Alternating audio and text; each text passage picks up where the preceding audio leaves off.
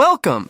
Today, we're diving into a head-to-head comparison between two of Honda's most iconic 125cc bikes for 2025, the Super Cub 125 and the Grom. These mini-motos are legends in their own right, but they're built for totally different vibes. Whether you're a city commuter, a weekend hoonigan, or just someone looking for a fun, affordable ride, one of these might be your next two-wheeled obsession. So stick around as we break down their designs, performance, features, and prices, and by the end, I'll tell you which one I think gives you the most bang for your buck. Let's roll. First up, let's talk about the 2025 Honda Super Cub 125. This bike is a modern take on the most successful motor vehicle in history. Over 100 million Super Cubs have been sold since 1958. It's got that timeless retro look with a step-through frame, round LED headlight, and a two-tone paint job for 2025 that screams vintage cool. Think of it as the practical, stylish choice for getting around town, under the hood, or, well, under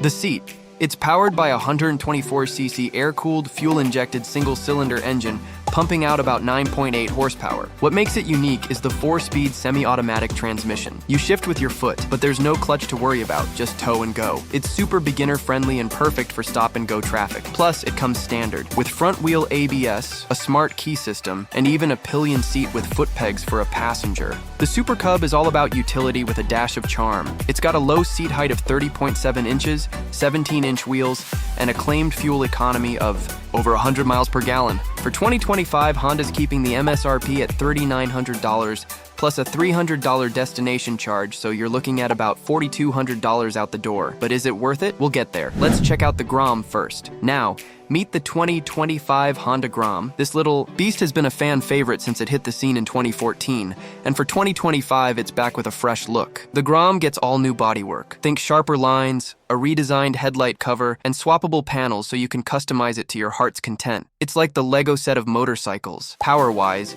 it's rocking the same 124cc air-cooled, fuel-injected single-cylinder engine as the Super Cub, but with a twist. It's got a 5-speed manual transmission with a clutch. That means more control and a sportier feel, delivering around 9 horsepower. The Grom's built for fun. Its low 30-inch seat height, 12-inch wheels, and lightweight 229-pound frame make it a blast to flick around corners or stunt in an empty. For 2025, you've got 3 trims. The base model at $3,600 in candy blue, pearl white, or cherry red. The Grom SP at $3,900 with slick matte black metallic graphics. And the Grom ABS at $3,800 with front wheel anti-lock brakes. Add the $300 destination charge, and you're looking at $3,900 to $4,100. So, it's a bit cheaper than the Super Cub, but let's dig into the details to see how they stack up. Let's start with design. The Super Cub 125 is all about that. Classic, utilitarian vibe. The step-through frame makes it easy to hop on and off, and the frontal bodywork shields you from wind and road grime. It's got a polished, almost scooter-like aesthetic. Perfect if you want to look good rolling up to a cafe or running errands. The 2025 two-tone paint, like the pearl Bosphorus blue and beige sugarcane combo, is straight-up gorgeous. The Grom, on the other hand, is the rebel of the duo. It's a mini sport bike with an aggressive stance, blacked out components, and those new edgy plastics for 2025. It's not trying to be practical, it's begging you to have fun with it. The swappable panels are a huge win for customization fans. You can swap colors or add graphics kits in minutes. If you're into standing out and turning heads, the Grom's got the edge in personality. Winner here? It's subjective. The Super Cub wins for retro charm and practicality. The Grom takes it for sporty flair and mobility. Next up, performance. Both bikes share a similar 124cc engine, but they feel different on the road. The Super Cub's semi-automatic setup is smooth and effortless, great for cruising at 40 to 50 miles per hour. It tops out around 60, but it's happiest below that. The 17-inch wheels and longer wheelbase give it a stable, planted ride, and the suspension's tuned for comfort over bumpy city streets. The Grom, though, is a whole different animal. That 5-speed manual transmission lets you wring out every bit of power, and with a top speed around 56 miles per hour, it's not much slower than the Cub, but where it shines is agility. Those 12-inch wheels and short wheelbase make it feel like a go-kart. You can carve corners or dart through traffic like it's nothing. It's not as comfy on long rides, though. The suspension's firmer, and the smaller wheels pick up more. Road chatter. For performance, the Grom's the champ if you love spirited riding. The Super Cub's your pick for a chill, reliable commute. Let's talk features. The Super Cub comes loaded. Front ABS is standard, the smart key lets you start it without fumbling for keys, and you get a passenger seat and pegs right out of the box. There's even a USB charging option for 2025. Storage is limited, but that step-through design makes it easy to strap on a bag. The Grom keeps it simpler. ABS is only on the $3,800 trim, and there's no smart key or passenger setup stock, though you can add a rear seat as an accessory. It's got disc brakes front and rear, and the new accessory line includes stuff like an under cowl and handguards.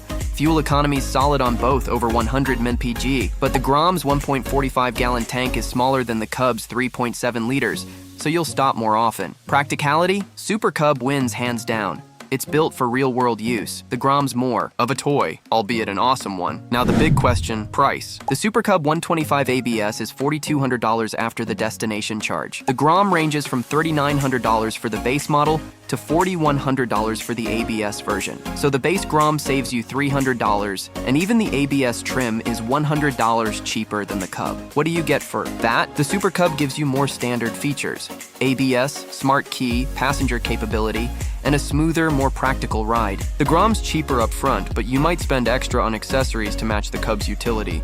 Plus, the Grom's resale value tends to hold strong thanks to its cult following. So, which one's best for the price? If you want a do-it-all bike that's ready to roll for commuting, errands, or even a quick two-up ride, the 2025 Honda Super Cub 125 is worth every penny of its $4,200. You're getting a premium package that's hard to beat for practicality and style. But if you're all about fun, customization, and saving a few bucks, the 2025 Honda Grom, especially the $3,900 base model, delivers unbeatable value. It's a riot to ride, and that lower price leaves room to make it your own. For me, the Grom edges out the win for pure value. You get so much joy for less cash. What do you think? Super Cub or Grom? Drop your pick in the comments, hit that like button if this helped, and subscribe for more bike breakdowns.